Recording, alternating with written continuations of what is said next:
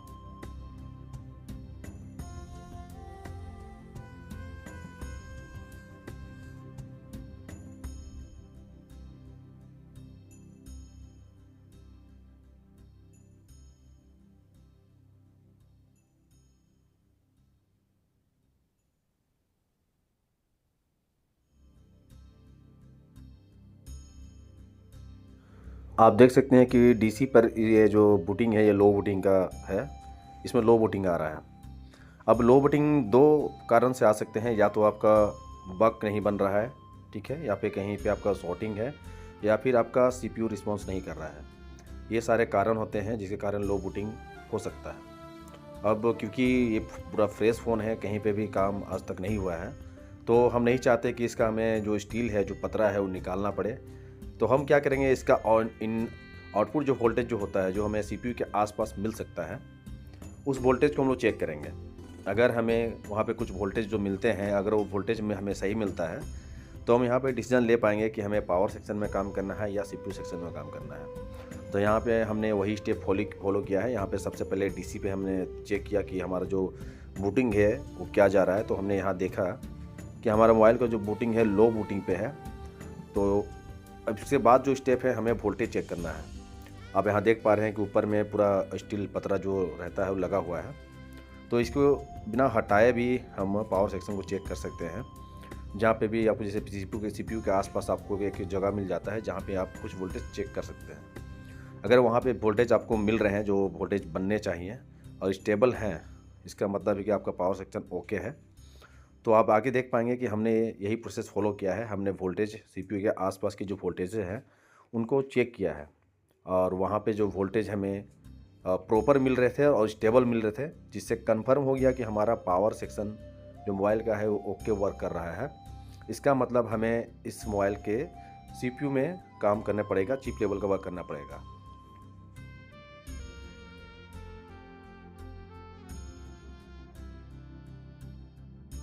इस मोबाइल का ख़ास बात ये है कि ये जो टेक्नो कैमन 20 प्रो 5G है, इसमें डबल डेकर आता है। मतलब रैम अलग है, सीपीयू अलग है, यूएफएस अलग है। और इस कंपनी के फ़ोन में बहुत कम ही आपने देखा होगा कि डबल डेकर सीपीयू वाले फ़ोन आपके पास आए होंगे। लेकिन ये फ़ोन आप यहाँ पर देख पा रहे हैं कि ये डबल डेकर वाला मदरबोर्ड है। तो इस वीडियो में आप प्रॉपर देख पाएंगे कि किस तरह से एक डबल डेकर को हैंडल किया जाता है और किस तरह से काम किया जाता है, तो जाके आपको एक सक्सेसफुल स्टोरी मिल सकता है, सक्सेस मिल सकता है। इस वीडियो को ध्यान से देखें। अगर हमारे कोई टेक्नीशियन भाई इस वीडियो को देख रहे हैं तो अभी ये प्रोसेस फॉलो कर सकते हैं, ताकि आपका भी जो आपके टेबल पे वर्क आ रहा है उसको आप कर पाएँ। तो वीडियो में बने रहें और एक एक स्टेप को आप देखें, जो कुछ ना कुछ तो आपको फ़ायदा देगा ही देगा।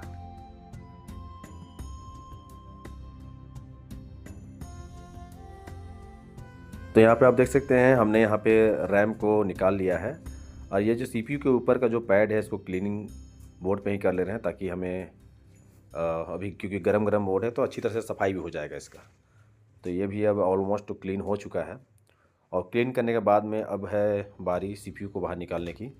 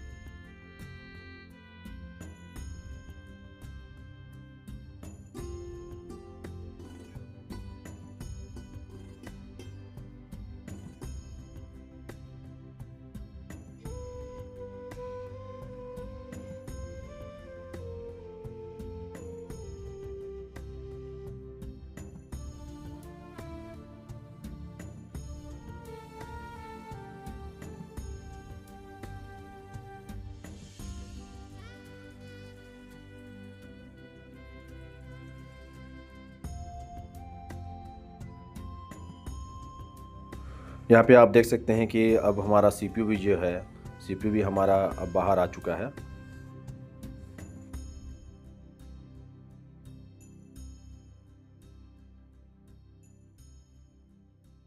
यहाँ पे आप देख सकते हैं कि हमारा रैम और सीपीयू दोनों ही अब बाहर आ चुका है। अब भी काम इसमें बहुत सारा भी होता है, क्योंकि सबसे पहला स्टेप आपने प्रॉब्लम फाइंड किया। प्रॉब्लम फाइंड करने के बाद में आपने रैम निकाला। रैम निकालने के बाद में सीपीयू के ऊपर जो पैड है उनको क्लीन किया, फिर सीपीयू निकाला। अब है मदरबोर्ड के पैड की क्लीनिंग करने का। मदरबोर्ड का जो पैड है वो क्लीन हो जाएगा, उसके बाद आपको सीपीयू क्लीन करना है, फिर सीपीयू रिवोल्व करना है, रैम क्लीन करना है, रैम को रिवोल्व करना है। तो मदरबोर्ड के काम में बहुत सारे काम हो जाते हैं और इसलिए थोड़ा सा टाइम इसमें लगता है।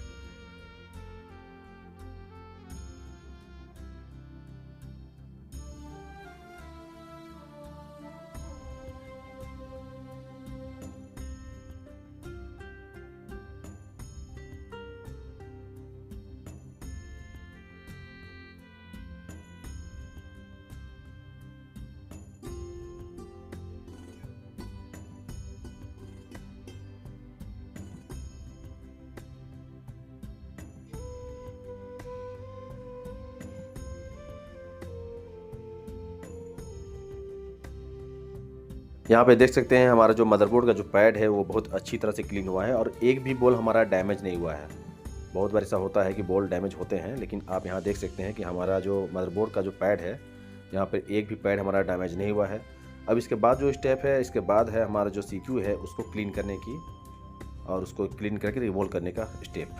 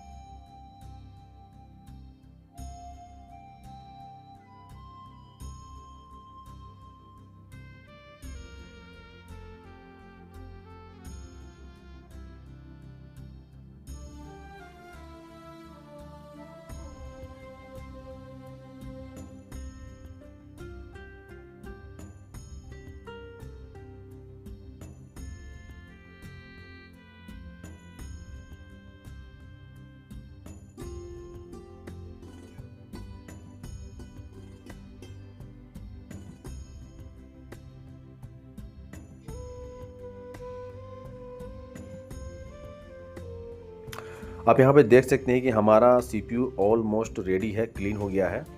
और ये जो यूवी मास्किंग हो रहा है क्योंकि यहाँ पे कैपेसिटर होते हैं, और क्योंकि हम ये जो सीपीयू है यूनिवर्सल से बनाने वाले हैं, तो यहाँ पे जो कैपेसिटर के जो पैड हैं उसको यूवी मास्किंग हम कर रहे हैं। इसके बाद इसे रिवॉल्व करके हम इसको मदरबोर्ड में बैठाने का काम करेंगे।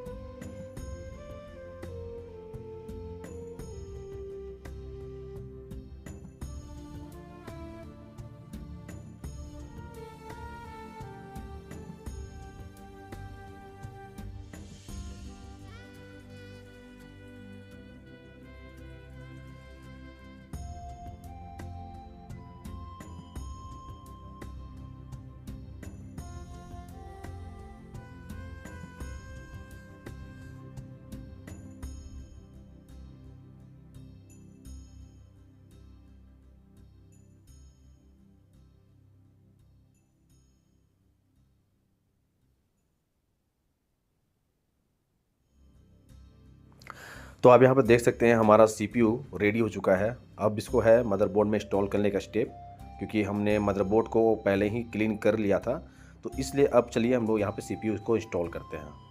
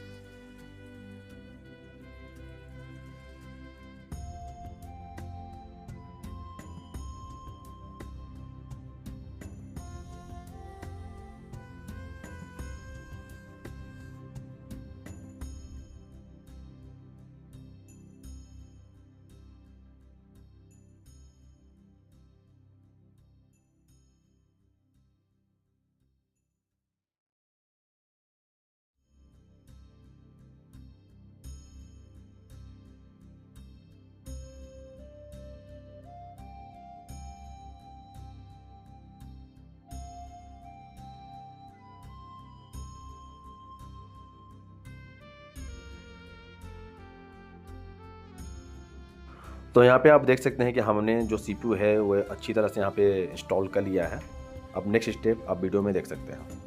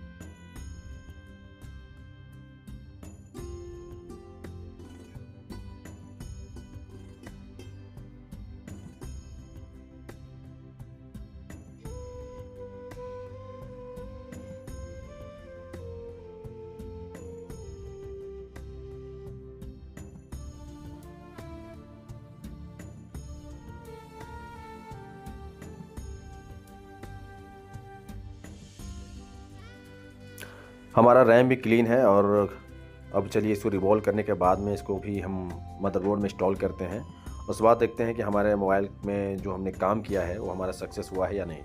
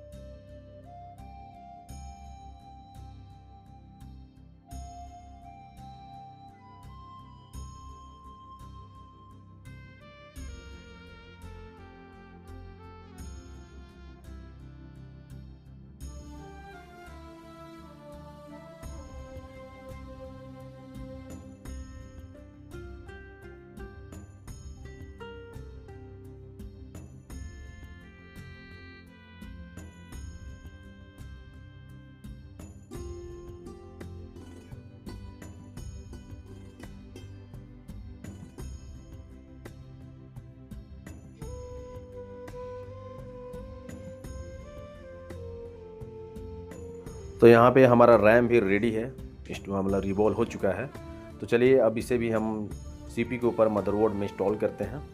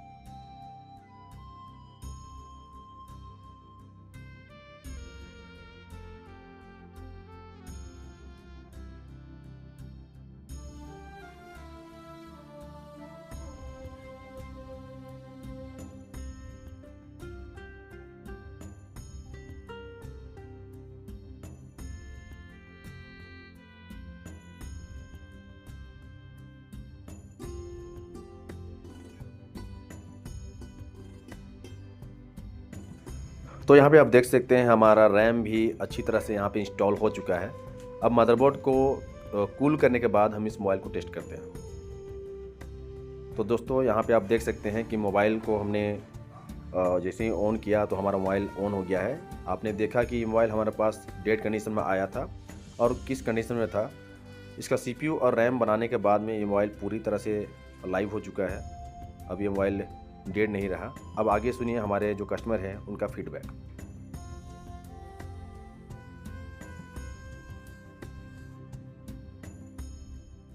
फ़ोन तुम लोग का डेड आया था ना? हाँ। पूरा डेड था, चलते चलते डेड हुआ था।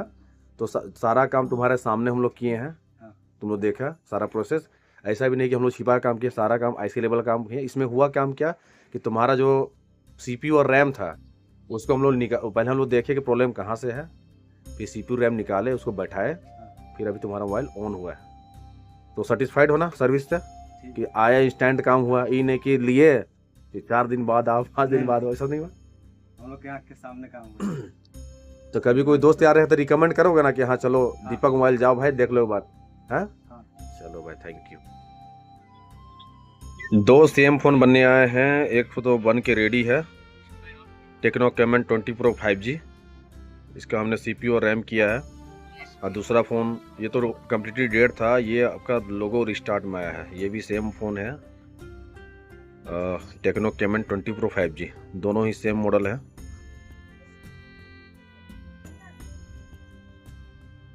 इसमें है लोगो रिस्टार्ट का इशू। इस फ़ोन को भी करेंगे, इसका वीडियो भी डलेगा। बच गया ये फ़ोन, ये पूरी तरह से ऑन हो गया है।